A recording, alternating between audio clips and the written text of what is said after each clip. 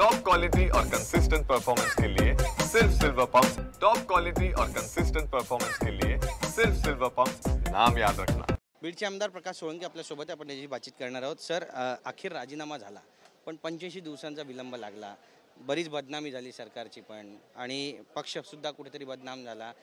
गावोगावी याची चर्चा झाली। बीडमध्ये नेमकं वातावरण काय आणि तुमची यावर पहिली प्रतिक्रिया काय? हे प्रकार घडल्यानंतर बीड जिल्ह्यातला आमदार या नात्यानं मी म्हणजे माझ्या शेजारच्या तालुक्यात ही घटना घडली, त्यामुळं मी लगेचच त्या ठिकाणी जाऊन देशमुख कुटुंबियाची सांत्वनपर भेट घेतली आणि त्यावेळेस त्या भेटीच्या दरम्यान मला जी माहिती मिळाली ती अत्यंत भयानक होती आणि ज्या निगृरतेनं आणि क्रूरतेनं माणुसकीला काळिमा फासणारी घटना ही घडली, त्यामुळं गावकऱ्यांच्या भावना अतिशय तीव्र होत्या। थोड्याच दिवसात हे लोण संपूर्ण बीड जिल्ह्यामध्ये पसरलं आणि बीड जिल्ह्याच्या वतीनं एक मोठा मोर्चा बीडमध्ये या निमित्तानं ही मागणी करण्यासाठी झाला आणि त्या निमित्तानं आता मुख्य सूत्रधार म्हणून वाल्मिक कराडचं नाव या आरोपामध्ये आलेलं आहे आणि त्यामुळं मला वाटतं की धनंजय मुंडेंना राजीनामा द्यावा लागला। शेवटी विलंब जरी झाला तरी राजीनामा झालेला आहे आणि त्यांनी नैतिकतेच्या कारणामुळंच हा राजीनामा दिला आहे असं त्यांच्या राजीनाम्याच्या पत्रात लिहिलेलं आहे। ठीक आहे, देर आहे दुरुस्त आहे असं म्हणलं पाहिजे। त्यांनी आता नुकतंच एक ट्विट केलं, त्यामध्ये ते म्हणतायत की आरोग्याच्या कारणामुळे मी राजीनामा देतोय। कसं पाहता याकडे? नाही, आरोग्याच्या कारणामुळं किंवा नैतिकतेच्या कारणामुळं मला ते आता राजीनाम्याचं वर्डिंग जे माझ्या कानावर आलं आहे त्याच्यामध्ये नैतिकतेचा मुद्दा त्यांनी घातलेला आहे असं मला कळतं।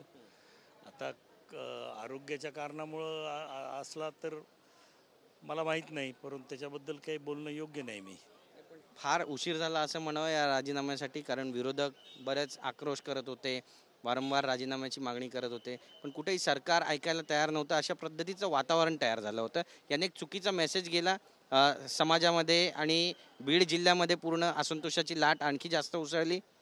नाही, हे खरं आहे, विलंब झाला हे तर मान्यच करावं लागेल, कारण की मागच्या अधिवेशनात एवढी सविस्तर चर्चा झाल्यानंतर आणि याचे सूत्रधार कोण आहेत, या खंडणी कुणी मागितली, अहो काय कुणी सर्वसामान्य माणूस कुठल्या कंपनीत जाऊन खंडणी मागू शकत नाही। राजकीय वरदहस्ता असल्यामुळंच हे प्रकार घडले, ही वस्तुस्थिती होती। विलंब झाला त्यामुळं बीड जिल्ह्यातलं वातावरण अतिशय तीव्र झालेलं आहे, महाराष्ट्रातलं वातावरण तीव्र झालेलं आहे। अनेक ठिकाणी मोर्चे निघाले, लोकांचा प्रक्षोभ त्या ठिकाणी लोकांनी दाखवला आणि म्हणून या प्रकरणामध्ये जरी आता उशीर झाला असला तरी आता राजीनामा झालेला आहे, त्याच्यामुळं लोकांची जी काही भावना होती त्याप्रमाणे घडलेलं आहे। पक्षाची जी बदनामी झाली ही बदनामी कशी दूर करणार? तर पक्षाची बदनामी झालेलीच आहे, याच्यात काही वाद नाही आहे, परंतु हळूहळू आता आरोपींना शिक्षा देण्यासाठी सरकार कटिबद्ध आहे। सरकारनं सगळी पावलं उचलली आहेत, आता न्यायाधीशामार्फतही चौकशी होणार आहे, त्याच्यामुळं या प्रकरणातील कुणी आरोपी सुटू शकत नाही, हे तितकंच खरं आहे। सातपुडा बंगल्यावरती खंडणी संदर्भातली बैठक झाली होती असा दावा भाजपचे आमदार सुरेश धस करतायत आणि सह आरोपी करा अशी सुद्धा ते मागणी करतायत धनंजय मुंडे यांना। नाही, आता त्याच्याबद्दल काही मला त्या मीटिंगबद्दल मला काही माहिती नाही आहे, त्याच्याबद्दल मी काही बोलणार नाही। एकंदरीत माहिती आहे तर त्यांनी ते बोललेले आहेत, त्याप्रमाणे सरकारने चौकशी करावी त्याची। नक्कीच, पण बीडमध्ये अशा पद्धतीची गुंडगिरी आणि इतका जास्त वरदहस्त या सगळ्या गावगुंडांना कुणामुळे लाभला असं वाटतं तुम्हाला?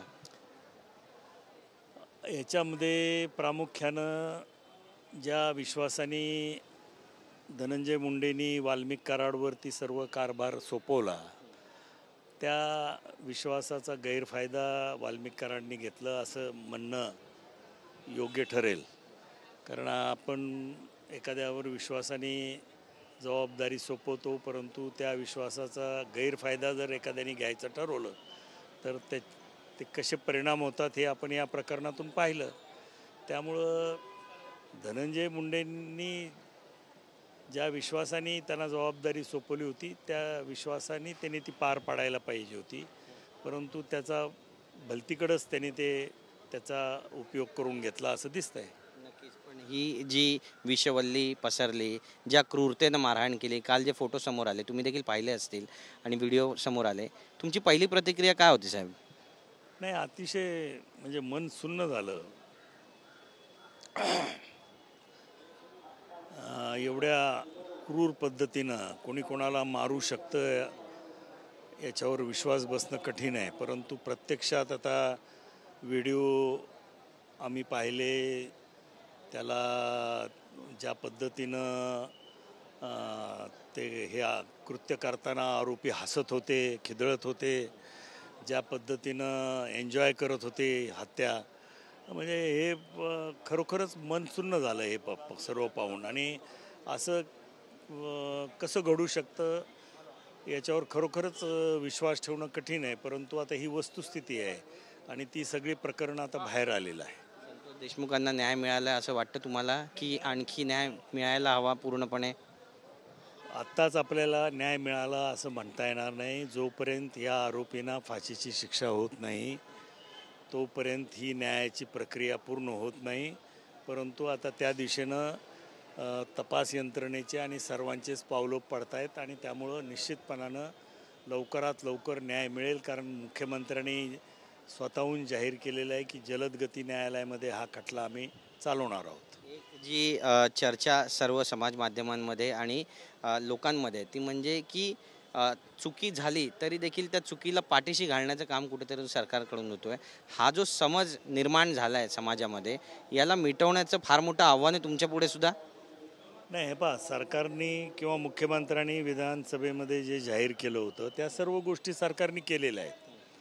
CIDकडं तपास दिला, SIT नेमली, निवृत्त न्यायाधीशाच्याकडं या प्रकरणाची चौकशी होईल असं सांगितलं. त्यामुळं सरकारची भावना प्रामाणिक आहे. आता या गोष्टीला विलंब थोडा झाला आहे, ही गोष्ट जर मान्य केली तरीसुद्धा सरकारची भावना प्रामाणिकपणाची आहे आणि आरोपींना फाशीची शिक्षा निश्चित होईल अशी परिस्थिती आहे. तुम्ही सगळ्यात आधी मागणी केली होती की धनंजय मुंडे यांनी राजीनामा द्यायला पाहिजे, त्यांनी तो दिला नाही. त्यांनी या उलट जाऊन सांगितलं की अशा घटना महाराष्ट्रात होत असतात, त्यांना अहंकार आहे, असे सुद्धा मग बातम्या समोर आल्या. बऱ्याच जणांनी त्यांच्यावर टीका टिप्पणी केली. आम्ही त्यांना सल्ला दिला होता की तुम्ही नैतिकतेच्या कारणामुळं ताबडतोब राजीनामा द्या आणि हे प्रकरण पूर्ण ज्यावेळेस संपेल त्यावेळेस तुम्ही परत मंत्री म्हणून या, त्याच्यात काय आम्हाला हरकत नाही. तुमचं किंवा तुमच्या माणसाचं माणूस निर्दोष आहे हे सिद्ध करा. पण आता ती आता वेळ निघून गेलेली आहे आणि आता त्यांच्या अतिशय निकटवर्तीयावरती प्रमुख गुन्हेगार म्हणून आणि सूत्रधार म्हणून गुन्हा दाखल झालेला आहे. भविष्यातलं बीड तुम्ही कसं पाहताय?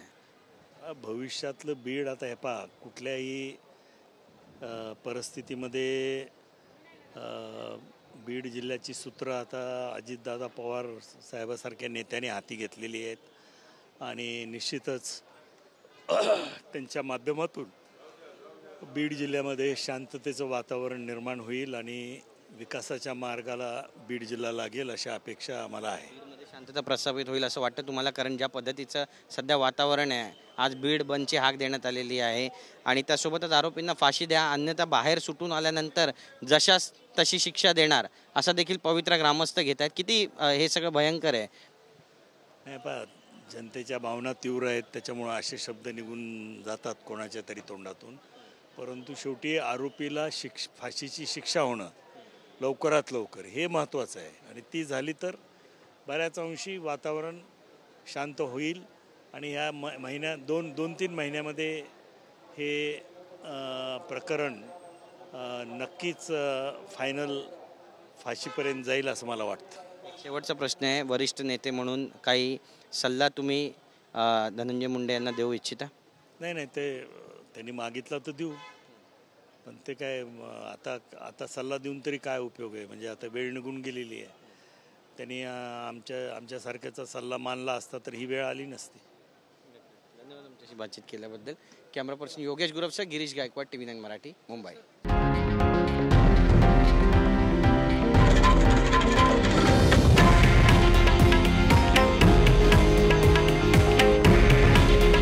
हे आहे देशातील नंबर 1 न्यूज नेटवर्क आणि आपण पाहत आहात TV9 मराठी. काळजी तुमची, हित महाराष्ट्राचं.